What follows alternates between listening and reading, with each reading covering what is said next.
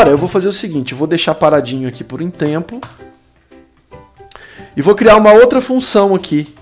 Função para exibir nome na tela. Comento. Function cria lista. Essa função vai ser a função responsável por pegar o nome que está sendo guardado dentro do array e mostrar ele aqui embaixo, ó, tá? Então essa função aqui vai fazer isso. O que eu faço aqui começando com essa função, tá?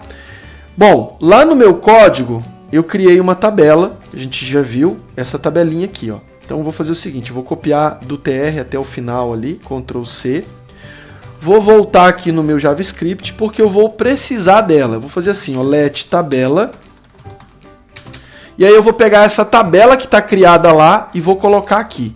Mas para eu pegar ela lá, eu tenho que pegar o ID da minha tabela. Ó, o ID da minha tabela é tabela, tá? Então eu vou fazer assim, ó, document.getElementById tabela, tabela.innerHTML. O que o innerHTML faz? Ele vai pegar o código HTML e vai criar aquela estrutura de tabela, bem resumidamente, tá? Vai criar ela dentro dessa variável tabela aqui. Então o que eu faço aqui, ó? Abro aspas, Ctrl V, colo aquele código que eu peguei lá do HTML. Aí eu vou colocar tudo numa única linha, tá? Então eu vou aqui no finalzinho e tiro o espaço. Deixa eu, ó, clico lá no final, aperto Delete para tirar o espaço. Clico lá no final, aperto Delete para tirar o espaço. Fechou aspas ali, ó, coloco ponto e vírgula. Então o que eu acabo de fazer? Eu acabo de criar aquela mesma tabela dentro da minha variável tabela aqui no JavaScript, tá? Agora eu vou fazer aqui embaixo um laço for. Esse laço for, para quem não sabe, é um laço de repetição que ele é composto na sua estrutura de 3 partes. A primeira dela é uma variável que eu posso chamar ela de qualquer nome, nesse caso aqui eu estou chamando de i, e aí eu estou inicializando ela com valor 0, tá? Olha lá, ó, i igual a 0. E aí eu vou fazer o seguinte, eu vou comparar a minha variável i para ver se ela é menor ou igual ao tamanho do meu array. Então o que eu faço? Ó, i menor ou igual, abro um parênteses aqui, dados lista.length, ó. O length é uma funçãozinha, um método aí que pega o tamanho, por exemplo, nesse caso, como eu estou usando o array, ele está pegando o tamanho do array. Só que o array, a gente organiza o array assim. Imagina que o array é uma caixinha. Vou até fazer aqui, ó. Bom, como é que funciona o array? Então, por exemplo, imagina que eu criasse um array de 4 elementos, né? Eu quero guardar 4 valores dentro desse array. Como é que funcionaria isso? Ó, imagina assim, isso aqui é clássico quando a gente estuda programação para a gente aprender o que é o array. Então imagina um retângulo dividido em 4 partes, tá? E aí eu quero guardar vamos fazer o seguinte, eu quero guardar nomes dentro desse array. Então no primeiro lugar aqui, na primeira posição, eu guardo Eva. No segundo, vou colocar só a primeira letra, tá? João. No terceiro, Leonardo. E no quarto, Paula, tá? Como é que funciona? Você está vendo que eu tenho 4 nomes no array, mas o tamanho desse array, na verdade, é 3. Por quê? Porque o array ele é pelo índice, né? O índice do array começa em 0. Índice é o quê? É uma espécie de endereço, de número que me permite acessar essas posições. Então, como ele começa em 0, o array começa em 0, 1, 2 e 3. Então, por exemplo, a Eva, o nome Eva, está em qual posição, né, do meu array? Está na posição 0, tá? No índice 0. Leonardo está em qual posição do meu array? Está na posição 2, ó, no índice 2, e assim sucessivamente. Então, eu tenho um array de 4 elementos, só que, na verdade, esse array é de 3 posições, porque ele sempre começa em 0. Então, por isso, aqui eu estou fazendo assim, ó. Estou pegando o tamanho do meu array menos 1. Então, se eu tenho um array de 4 elementos, o tamanho dele vai ser 4 menos 1, 3. Se eu tenho um array de 10 elementos, ele vai ser 10 menos 1, 9. É o tamanho do meu array. Por isso que eu tenho que colocar esse menos 1 aqui, tá? Então eu estou verificando se o meu i ele é menor ou igual ao tamanho do meu array menos 1. Fora do parênteses ali, ó, eu vou para a última parte, que agora é incrementar o i. Eu coloco i++, tá? Então, esse é o meu laço for. E ele vai ficar repetindo o que eu vou digitar aqui dentro agora. O que eu vou fazer aqui agora, dentro dele? Eu vou pegar a minha variável tabela e vou fazer assim, ó, mais igual. O que eu vou fazer? Como ela já está aqui em cima, ó, eu criei ela aqui. Deixa eu quebrar esse texto, né? Olha lá, ó, tabela.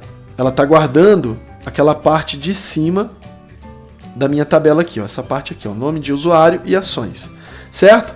Então o que eu estou fazendo? Quando eu coloco o mais e o igual, eu deixo o que já está dentro dela e é como se eu inserisse uma nova linha embaixo, tá? Então o que eu vou fazer aqui? Eu vou abrir um tr,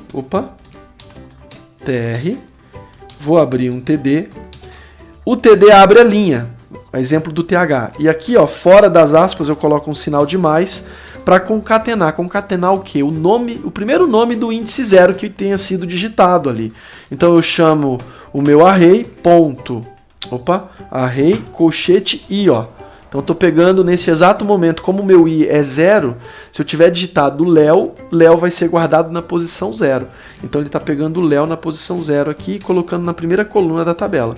Vou colocar aqui, ó, mais, abro aspas, fecho esse td, que é a primeira coluna, e crio uma outra coluna. Para nessa próxima coluna, eu vou inserir dois botões. Vou fazer assim, ó. Button. Por enquanto eu vou deixar ele assim, tá? Editar. Fecho esse botão. E agora eu vou copiar esse botão aqui, ó. Ctrl C. E depois do fechado eu vou dar um Ctrl V. Só que agora não é mais editar, agora é excluir. Por que eu estou fazendo isso? Porque eu quero que apareça, na hora que eu digitar um nome aqui nessa coluna ações, apareça dois botões, editar e excluir, tá?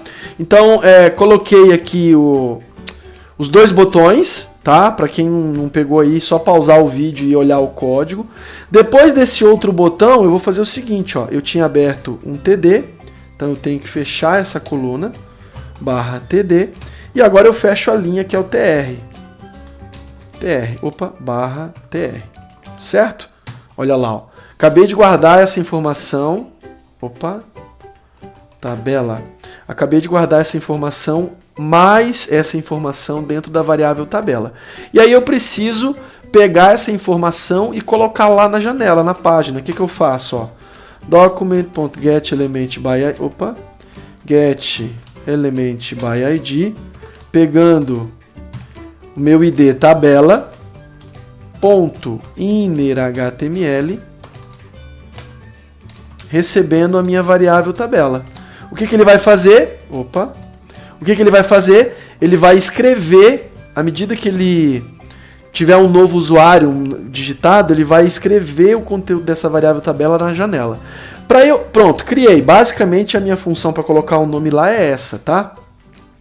Para eu ver se está tudo dando certo, o que eu tenho que fazer? Eu tenho que chamar essa função criaLista, Ctrl C, aqui onde eu tinha feito aquele teste do console log, ó. CriaLista. Em teoria, colocando isso aqui, quando eu digitar o nome aqui, ele tem que aparecer aqui com dois botões aqui na frente. Vamos ver? Beleza, funcionou. Tá lá o nome, tá o botão editar, que não tem nada ainda, que a gente ainda vai criar essas funções para isso, né? Para eu editar e para eu excluir. Os botões, eles estão feios, eu quero colocar para fechar esse vídeo e deixar ele o mais curto possível. Eu vou colocar esses dois botões aqui com o efeito de cores do Bootstrap. Então vou voltar lá, dentro do primeiro botão eu vou fazer assim, ó, class igual, aqui ó, como eu tô dentro de uma aspas, tá vendo que eu fiz uma aspas fora? Aspas dupla, então eu tenho que usar aqui a simples, tá? No caso apóstrofo. Tem uma classe no Bootstrap chamada BTN, vou colocar success, tá? Para o editar. E no próximo botão o excluir, class, dentro eu vou colocar BTN danger. Vamos lá? Testar. Beleza. Verdinho e vermelhinho, tá? Bom, nosso vídeo acaba por aqui para não ficar muito extenso.